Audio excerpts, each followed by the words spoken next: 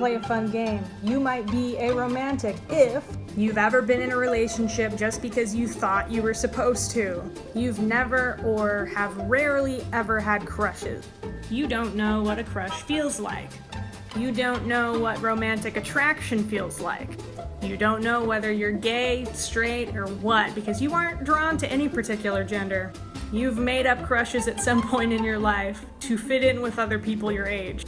You've only had crushes on a few people you know really, really well.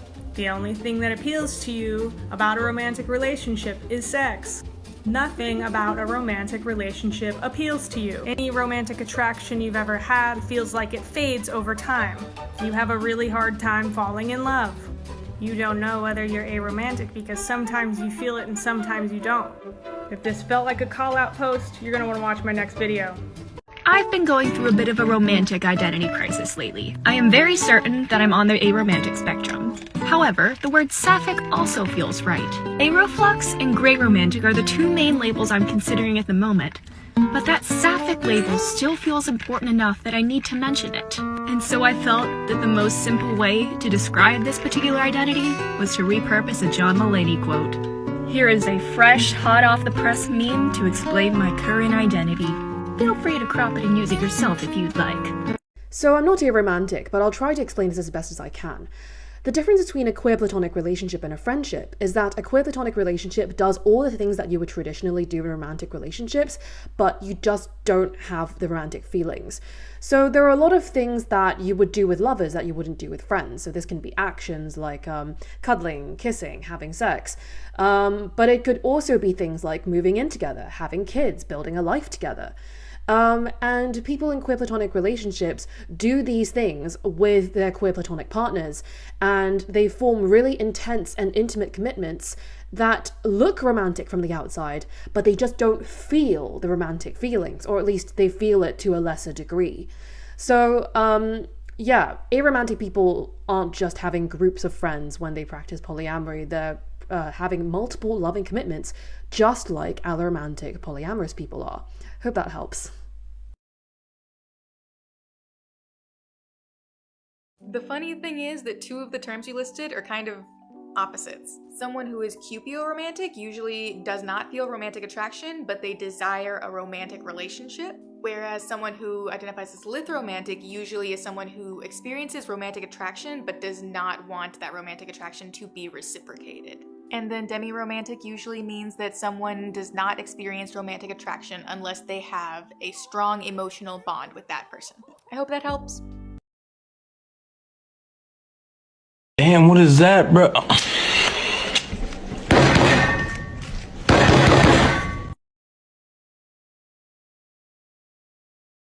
This is my kingdom come. This is my kingdom come. When you pull my key, look into my eyes. It's where my demons hide. It's where my demons hide.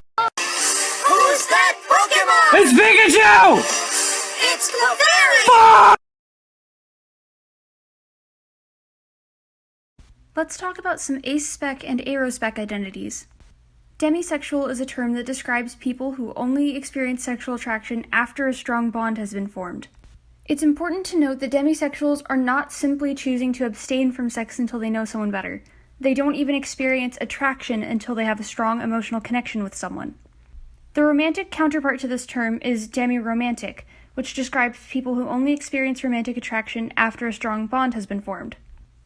Gray sexual is a term that describes people who experience sexual attraction very infrequently and/or only in specific circumstances.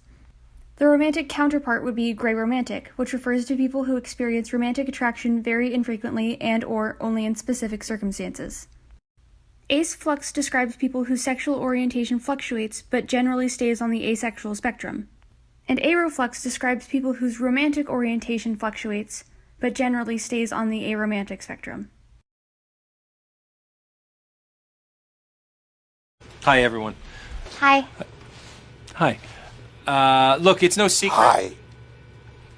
Hello?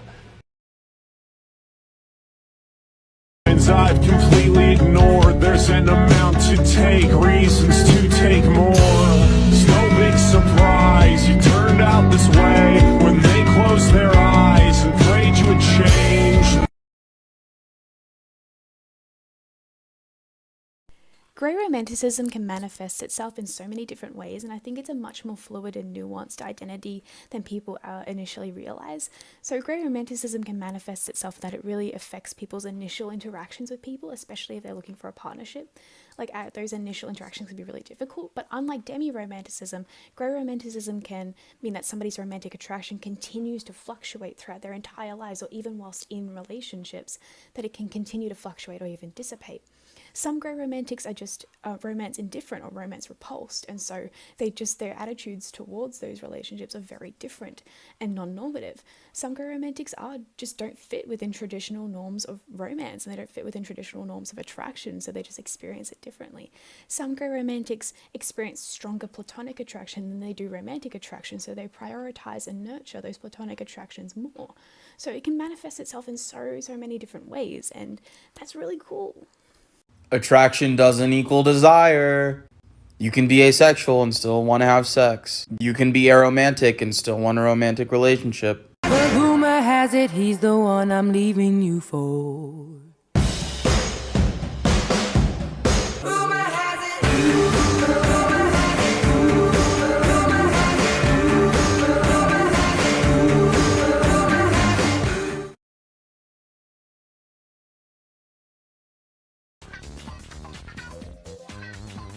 You are ruining my chances of getting a puppy! That is correct, shorty.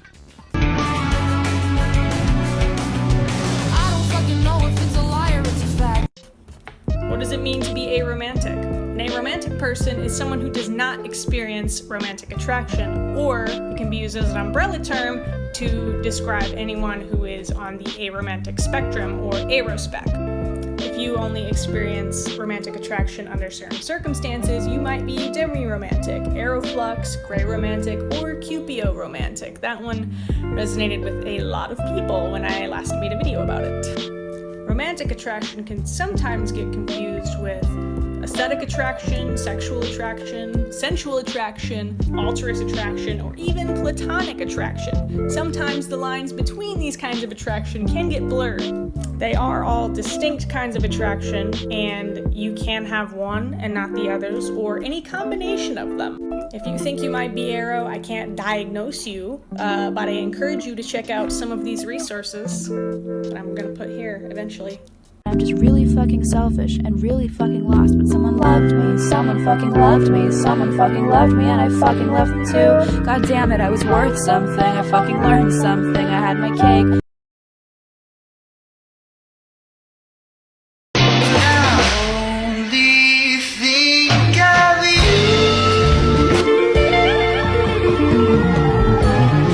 Share the worst thing your therapist has ever said to you. She asked me how my relationships were going, so that included like family and friendships, and then we got to the romantic, and I was like, oh yeah, no, I'm aro-A, so I'm not interested in being a romantic relationship with anyone. And she legit looked at me and was like, no, you're not.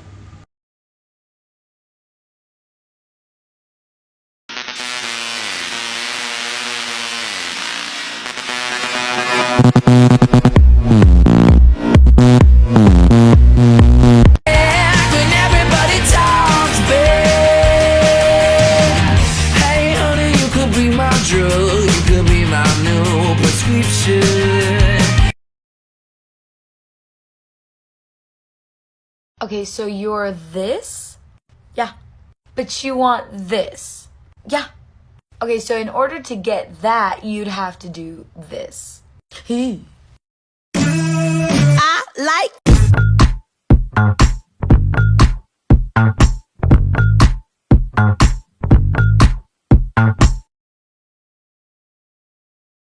Good girl in a straw hat with her arms out in a cornfield. That is a scarecrow.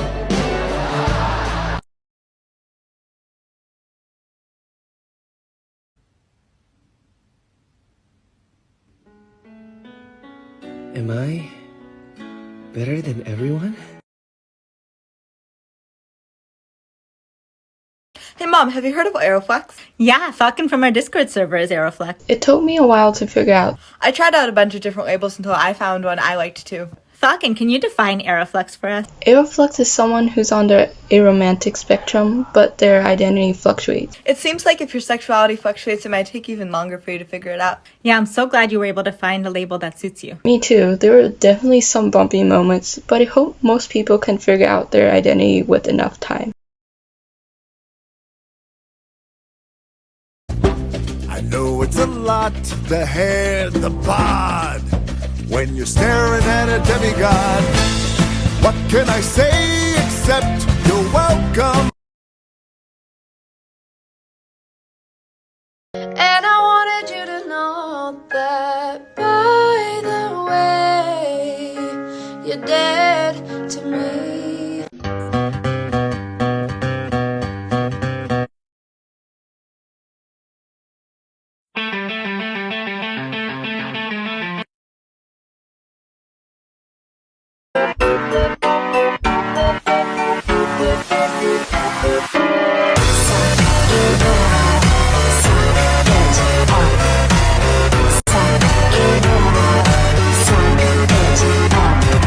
Told me I was awful and that shit did not faze me. Tell me how I suck again, my memory is hazy. You're my favorite rapper now, yeah, dude, I better be.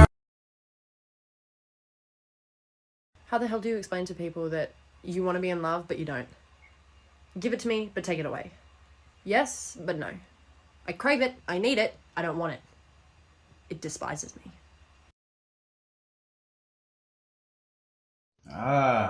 We could be anything, but today, we chose to be wrong. Yes! Yes! Yes! Yes! Yes! Yes! Yes! No! No! No!